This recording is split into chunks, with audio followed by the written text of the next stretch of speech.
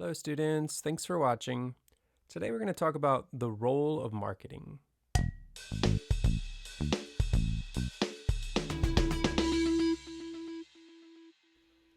A lot of people think that marketing is only about the advertising and the promotion of a product. And if it were only about that, then that would be a significant job on its own. But marketers do way more than that. Marketers are responsible for conducting market research and finding out all the information out there regarding what people's tastes and interests are, what the trends in the business world are. They are also responsible for the product design itself. In addition to that, they set the pricing for the products. Then they promote and advertise the product on the market.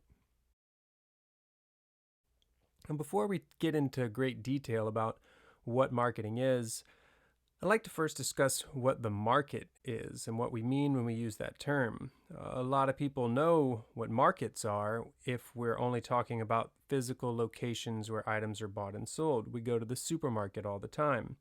But when we talk about markets in business management, we're talking about all of the people and all of the businesses that are involved in the exchange of a particular good.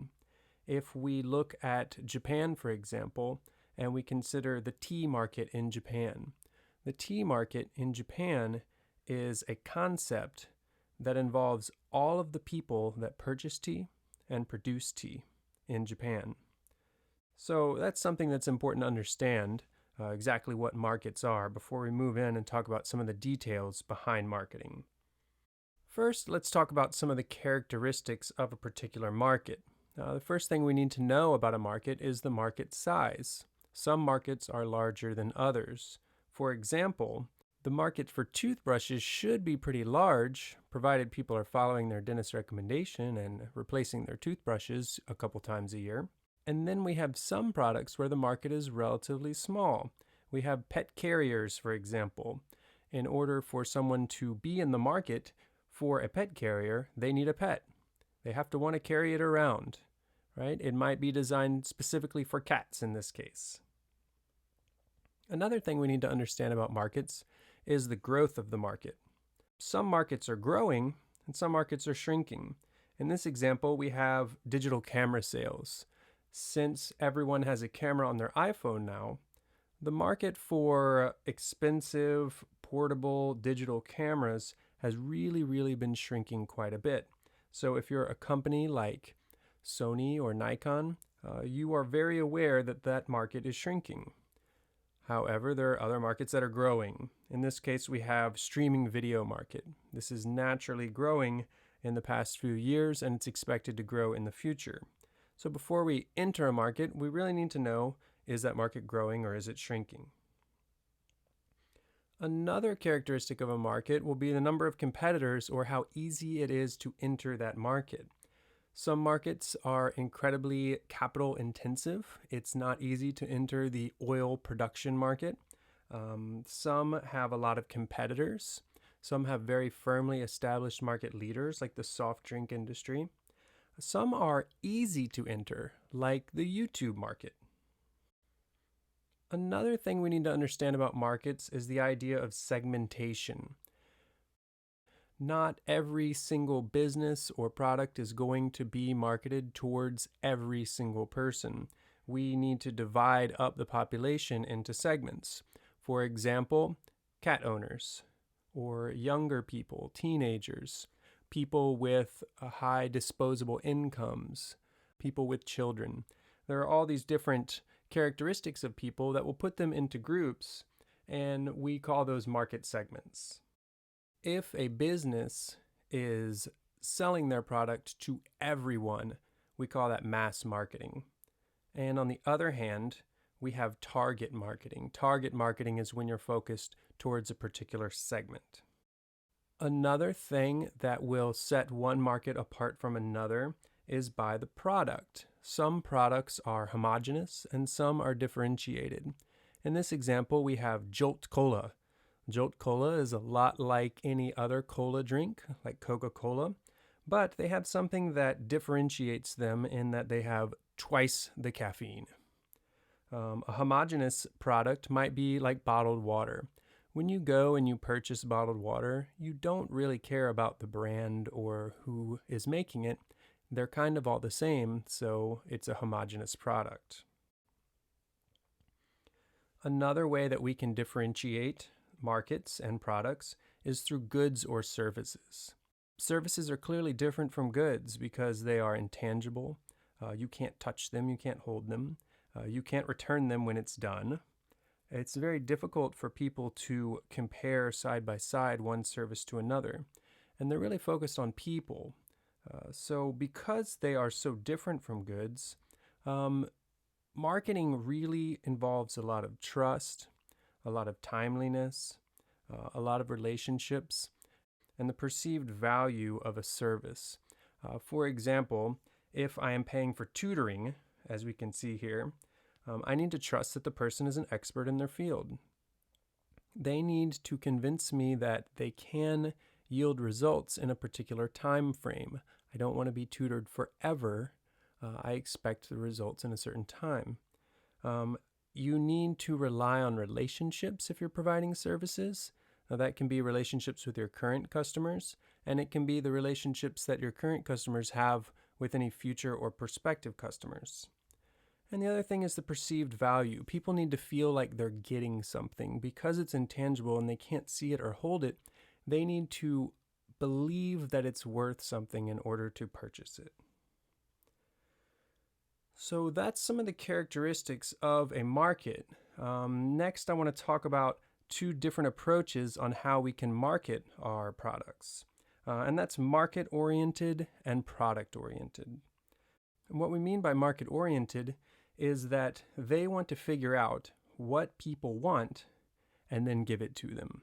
So they're very extensive on their market research. They quickly produce their goods. And while the trends are popular, they get people what they want right away.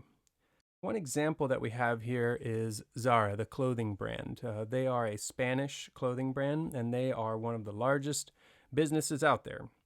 And they are definitely known for being market-oriented. You can read a lot about Zara, but what they really do is they do extensive market research to figure out what people want. They find out what the trends are. They very quickly produce those items, and they get them to the store very quickly. Everything that Zara does would be considered market-oriented. On the other end of that, and sticking with the same industry, we can look at some of the higher-end fashion brands. We look at Louis Vuitton.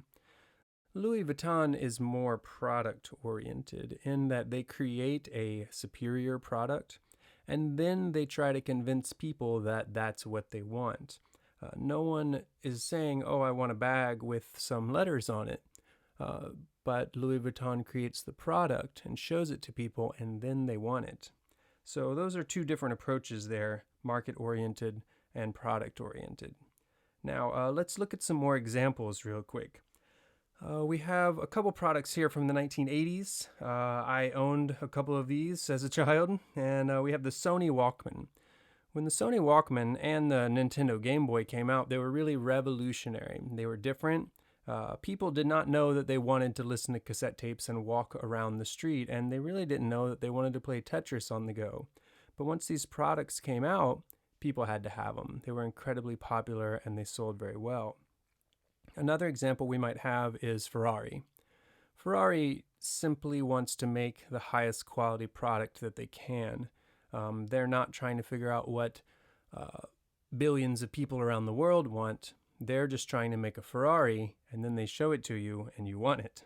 So these are some examples of product-oriented businesses.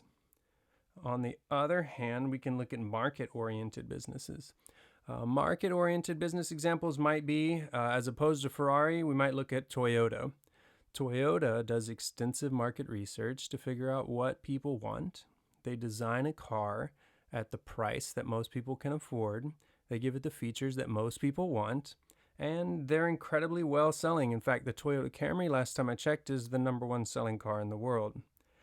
Some other examples of that would be Google and Netflix.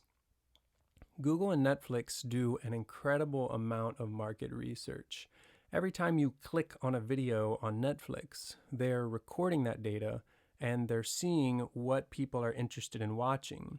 If people watch a lot of a particular type of show or series, they're going to produce more and they're going to continue to give people what they want. So rather than creating a show that is of extreme high quality and then convincing people it's the best show ever made, they go and they figure out what people are watching and what people are wanting, and they give it to them. Another example here is Facebook. Facebook is very much a market-oriented business. Facebook is coming out in the future with a dating app. Now, they have listened to what people wanted. They've seen the popularity of all of these other dating apps out there.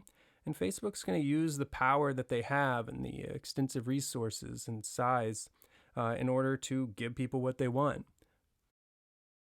In addition to those two approaches, we should also talk about social marketing. Previously in the course, we talked about corporate social responsibility, and you really can't separate corporate social responsibility from the marketing department. That can be in the product design itself. For example, a business might create a new product that's eco-friendly. We have our reusable water bottles. They might also, for example, the flooring that we have. At the top we see bamboo flooring. Bamboo flooring is more eco-friendly than the traditional hardwood flooring. And so businesses might go out and design a product because they are considering what the needs of society are. They're trying to be sustainable in many ways, and they're considering what the need of society is. Another way that you can see social marketing is through the actual communication or advertisement. You'll see a lot of businesses that will say, we'll donate $1 to charity for every item that you buy. And this is actually a really good way to market a product or a business. In fact, when you look around, you'll see a lot of the logos that we've talked about previously in the course.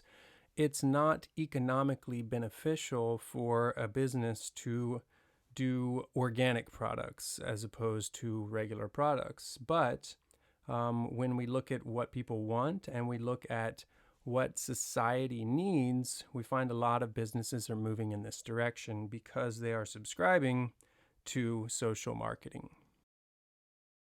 The next thing that we need to talk about are the concepts of market share and market leadership.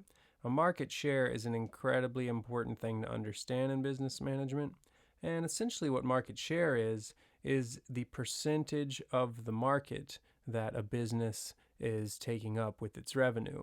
Now we have an example here, and we're looking at the market for earbuds. These are the wireless headphones that are getting really, really popular. And we can see the size of the market, if we look on the right, is $4.1 billion US. And we can see very easily that Apple has an incredibly large market share. They are selling more of these earbuds than anyone else. Anytime we can calculate market share, all we really need to know are two things, and that is what are the business's overall sales and revenue in a given time period, and then what are the total market sales of that revenue. So if we look at Apple and we see that they have sold $2.5 billion worth of earbuds, this is just a guess, and the total market is $4.1 billion, we can quickly and easily calculate their market share at about 61%.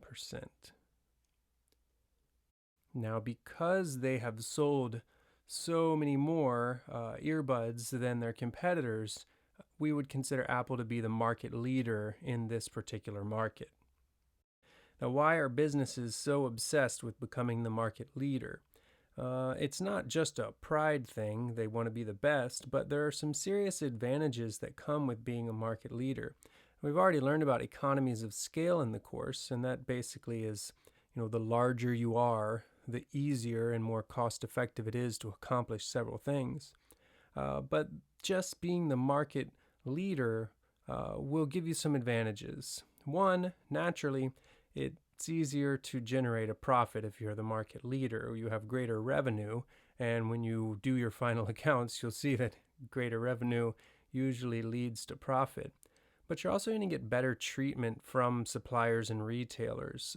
If you go into an electronics store looking to buy some earbuds and they're not carrying Apple, who is the most popular one, the market leader that you see everywhere, you're not going to be very satisfied. So there is no way that you're not going to have the market leader's product in your store. So they might give your product some preferential locations. They might be willing to offer greater discounts in order to get your product, but it gives you some power over the retailers in a way, knowing that they really, really need your product because you're the market leader. You might also be able to get better treatment from your suppliers, negotiate better costs, anything like that. Another one that you'll see quite a bit is it's used as a promotional tool. If a business is a market leader, they're going to tell you about it. And this actually is really effective in getting people to buy your product even more. For some reason, we as humans are greatly drawn to whatever is most popular. So if someone tells us that this is the number one earbud or the number one soft drink, we are going to buy it. It also becomes easier to recruit the best employees, and it becomes easier to manage your finances and to get more capital. Banks are going to want to give you loans. People are going to want to buy your shares. Okay, so the last thing that I want to talk about in our introduction to marketing are how marketing can easily be tied to some of the course concepts that we've been studying. The first one I'd like to talk about is change. One example that we can see is McDonald's coming out with their meatless burgers. So McDonald's clearly did some market research and figured out what people wanted.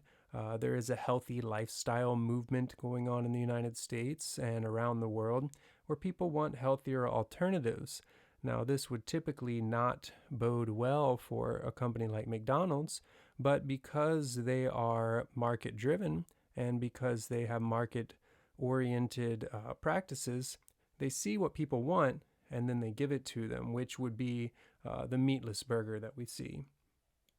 Another example of change that's happening right now would be the coronavirus. With the worldwide shutdown that's going on in 2020, we can see that a lot of the movement of goods around the world are coming to a slowdown.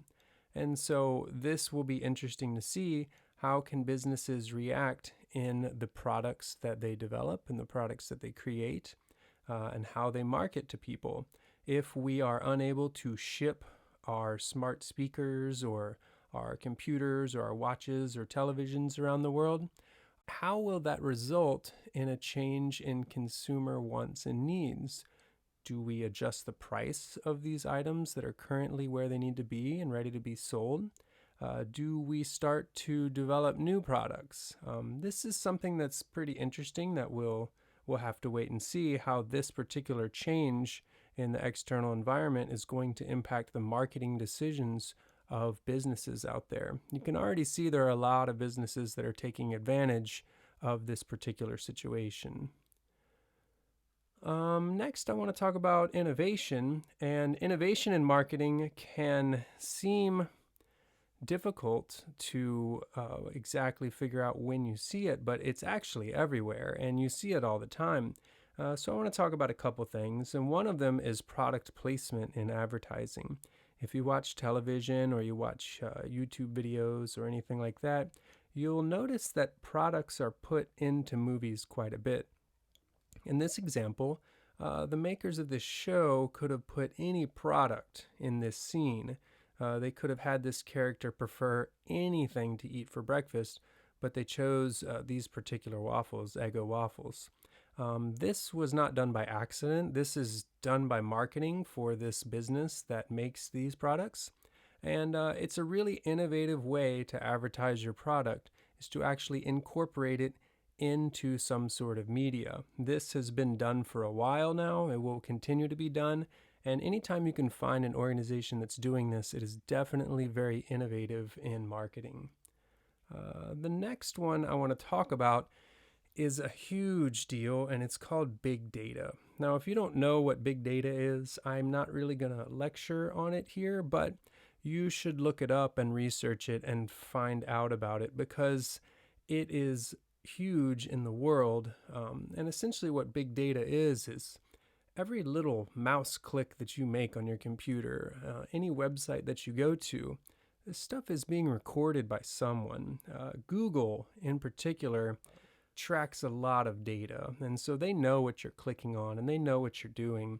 And so what they can do is they can see how many people are clicking on a particular image of a particular, say, item of fashion. And they can see that people are clicking less on another image. So we can use big data to determine what people are interested in and what the consumer trends are. So if you use this big data in order to create your product and market it, and you figure out what people are clicking on, and you give the people what they want, that is a very innovative way that you are marketing. Another thing that you may have noticed are personalized ads. Have you ever noticed how after you Google something, then you, a few minutes later, go to a different website and they are advertising that exact thing right back to you? In this case, maybe you're looking for apartments in Japan for foreigners, and then the very next thing you do is start reading the news online, and there it is. It's an ad for apartments in Japan for foreign tenants. You have to have noticed that this is happening, and this is a really, really innovative way to market certain products or services. After that, I'd like to talk about ethics, and ethics is a really interesting thing that we can discuss. There are a lot of ethics in advertising in particular, but in marketing in general. One of them that is worth discussing is advertising that is focused towards children. The idea is that kids watch TV, kids see advertisement, kids are made aware of products. And some people say that that is an unethical practice because essentially kids don't have money, kids aren't buying anything. What kids are going to do is pester their parents into buying something. And so some people think that what you should be doing is marketing to the parents. So if you think something is good for kids, you tell the parents that, and the parents can decide what they're going to buy. But you can see it a lot that there are commercials and billboards and products that are specifically speaking to children. For example, there's a toy in the Happy Meal. This has been happening for decades. They put a little cheap piece of plastic in there. Now, this is how they are creating their product. The Happy Meal is the product, and it has a toy in it. The toy is not for the parents. The toy is for the kids, right? So you put the toy in there so that the kids want it. When the kids want it, they tell their parents what they want. They make their parents go back to McDonald's, and they go get another toy. This is a ethically ambiguous way to create your product because you are definitely appealing towards kids. Another one, if we're looking at, if we're focusing on products, is the idea behind vaping. Vaping has been pretty trendy in the past decade, and it was originally marketed towards people as a healthy alternative to cigarettes. And so you might have thought, wow, these are some companies that are doing some good, and they're trying to get this healthier product out there and stop people from smoking. What we've actually found is that a lot of the companies that are creating the vape pens or the vape products are actually the same as the tobacco companies. What they've done is they've figured out how to adjust their product and how to market it towards people as a healthy alternative. And what we're finding is that over time, we've realized that vaping is actually not really any more healthy than smoking cigarettes. So we have a situation where we have these businesses and their marketing departments have created a new product, have advertised it to people, have said it's one thing, and that in general, it might not be so healthy, and so it might not be so ethical to create this product. It's definitely debatable whether these businesses should be allowed to do this. Another one that I have noticed quite a bit is some high pressure tactics in marketing. So Sometimes you'll see things if you're trying to book a hotel and it says, we only have 2 left, we only have 1 left, you better book it right now. And then you go away and you come back 3 days later and they still only have 1 or 2 left. In fact, if you look it up, there are some articles and studies who have found that these little banners are just completely false, that they are not in any way tied to any real knowledge about how many hotel rooms are left. They just say it because they're trying to sell it to you and they want you to make the purchase very quickly. You might also see an advertisement that says, during this time, at this date, these certain products will be on sale and there'll be a certain price. And so if you rush down there and you buy it, you'll get it for that price. But also, if you just wait a week later, you can sometimes go to the store and it still is that price. So they're really just doing some high pressure tactics. And this is, once again, ethics in marketing. Is it right? Is it wrong? These are some examples that I would say in particular are unethical, but the companies that do this would argue and say, hey, there's really nothing wrong with advertising to kids. Kids need to learn some restraint. There's nothing wrong with advertising the vaping as a healthy alternative to tobacco. It might be. There's nothing wrong with telling people that they have 2 left. You're not making them buy something, even if you are walking a fine line between being ethical or unethical. The last one I'd like to talk about is culture. So culture in marketing, there are some really obvious examples that just kind of scrape the surface. Everyone kind of knows that McDonald's in India has a vegetarian menu. They don't sell beef. This is against the culture of India.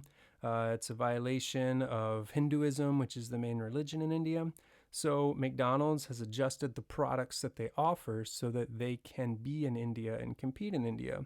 So they sell a burger without beef. This is a good example of culture having an impact on marketing. Another example might be just the general sizes of drinks. So the product itself is very different in the United States versus Japan. If you go to McDonald's in the United States, you'll notice that the drinks are very, very large. This is the product that they're selling you. And if you go to Japan, you'll notice that the drink is very, very small. Now, in both countries, they're giving the people what they want. If you give people the very small drink in the United States, they will be unhappy with it. And if you give people the very large drink in Japan, they will also be unhappy with it. So this is a good example of how, depending on the culture, the marketing department at these businesses will completely change the product that they're offering to give people what they want.